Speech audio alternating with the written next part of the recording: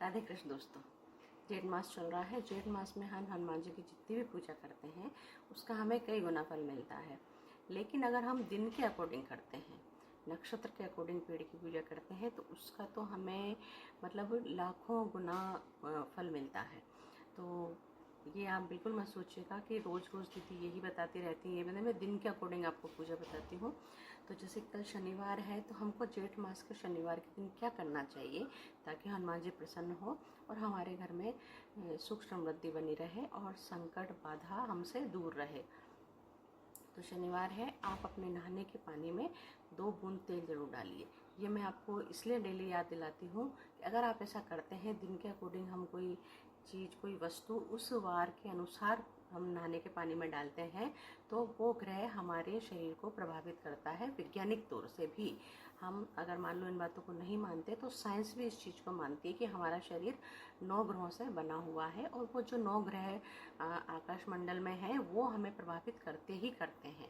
इसलिए मैं आपको डेली जल में जो भी डालना होता है वो डेली वार के अकॉर्डिंग बताती हूँ। और सूर्य जितनी जल्दी हो उतनी जल्दी उठना चाहिए, सूर्य उदय से पहले। सूर्य भगवान को अर्घ्य दीजिए। सूर्य भगवान के अर्घ्य में अगर आप पीतल के लोटे से देते हैं तो उसमें थोड़ा सा गुड़ डालिए, और अगर आप तांबे के लोटे से देते हैं तो थोड़ा लाल चंदन डाल के 8 बजे से पहले आपको सूर्य भगवान को अर्घ्य देना है। उसके बाद सूर्य भगवान को अर्घ्य नहीं देना है। फिर किसी भी प्राण प्रतिष्ठित हनुमान जी के मंदिर में जाके आपको, जैसे कि कल शनिवार है तो कल तेल नहीं खरीद सकते, तो आज ही आप तेल खरीदिएगा और कल तेल का दान हनुमान जी के मंदिर में आप करके आइएगा।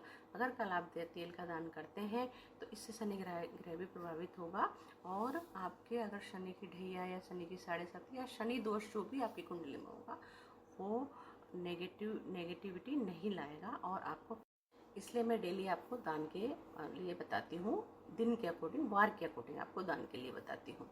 और अगर आपको हनुमान जी की कोई विशेष पूजा करनी है तो कल शनिवार है, अगर शनिवार को हम दक्षिण मुखी हनुमान जी की विशेष पूजा करवाते हैं तो भी हमें हमारे हर संकट दूर होता है। आपके आसपास अगर दक्षिण मुखी हनुमान जी है तो वहाँ आप चूल्हा चढ़वा सकते हैं और वहाँ पर जितना हो उतना जामुन का आप दान कर सकते हैं। अगर जामुन नहीं है, आपकी तरफ जामुन नहीं मिल रहे हैं, तो आप गुलाब जामुन भी कल दान कर सकते हैं। गुलाब जामुन का भोग हनुमान जी को लगाइए तुलसी दल डाल के, और फिर वो 9 वर्ष से कम बच्चों की आयु में उसको बांट दीजिए, लेकिन तुलसी दल जरूर डालिए। और चमेली के तेल का दीपक तो आपको 1-1.5 घंटे जलाना ही चाहिए। शनिवार के दिन तो विशेष तौर से आपको जलाना चाहिए। और अगर मान लो आपको किसी बहुत ज़्यादा भारी संकट है तो आप चमेली के तेल जलाने के बाद, चमेली के तेल का दीपक जलाने के बाद वहाँ पे आप बजरंग बाण का पाठ भी कर सकते हैं, संकट मोचन का पाठ भी कर सकते हैं। लेकिन अगर आपकी कोई विशेष मनोकामना है तो आप पहले संकल्प छोड़िए कि हे हनुमान जी, ये मैं पाठ करने जा रहा हूँ, इससे मेरे सारे संकट को दूर करिए। और उसके बाद आप मिनिमम 21 पाठ तो आपको संकट मोचन के करने ही चाहिए, वो करिए और देखिए कि आपको कितनी जल्दी लाभ होता है। अश्लेषा नक्षत्र है, अश्लेषा नक्षत्र में हम अगर जो सफ़ेद आंकड़ा आता है उसमें अगर उसको प्रणाम भी करते हैं तो भी हमें उसका बहुत बड़ा फल मिलता है।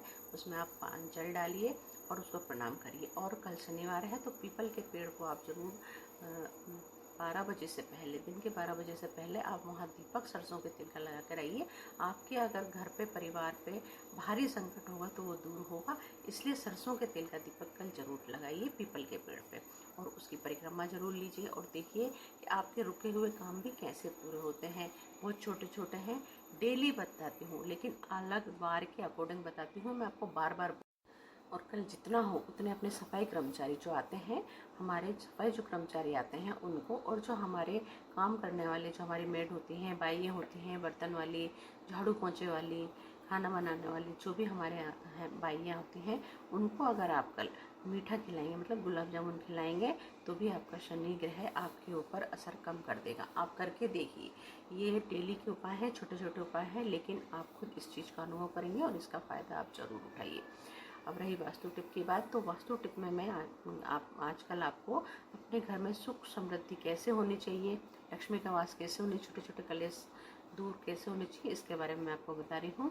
तो जैसे कल मैंने आपको बताया कि कपूर का बहुत महत्व है। अगर कपूर आप डेली जलाते हैं अपने घर में शाम के टाइम, तो आपको सुख शांति बनी रहेगी। आज मैं आपको बताती हूँ कि जो अगर आप मान लो अपने घर में आपको ऐसा लगता है कि वादा है, जैसे नेगेटिविटी ज़्यादा है, तो जो पहली रोटी होती है, पहली रोटी में आपको थोड़ा सा घी और थोड़ा सा गुड़ डाल के, और अगर आपके पास काली तिल है तो ला के रख लीजिए, काली तिल, गुड़ और घी पहली रोटी में आप काली गाय को 45 दिन तक खिलाइए और देखिए कि आपके घर की जितनी भी नेगेटिविटी होगी वो बहुत जल्दी दूर होगी। अगर ऐसा नहीं है और आपके आसपास गाय नहीं है तो आप उस रोटी को रख भी सकते हैं और बाद में भी गाय को खिला सकते हैं। ऐसा करिए और अपने घर में जितना हो उतना चंदन का इत्र, चंदन की धूप बत्ती ये लगाइए और देखिए कि आपके घर में पॉजिटिविटी कैसे आती है। मेरी वीडियो पसंद आ रहा है तो लाइक कीजिए, शेयर कीजिए और नए नए हैं तो सब्सक्राइब भी कीजिए और इन्हीं अच्छी अच्छी बातों के साथ मेरे वीडियो में बने रहिए।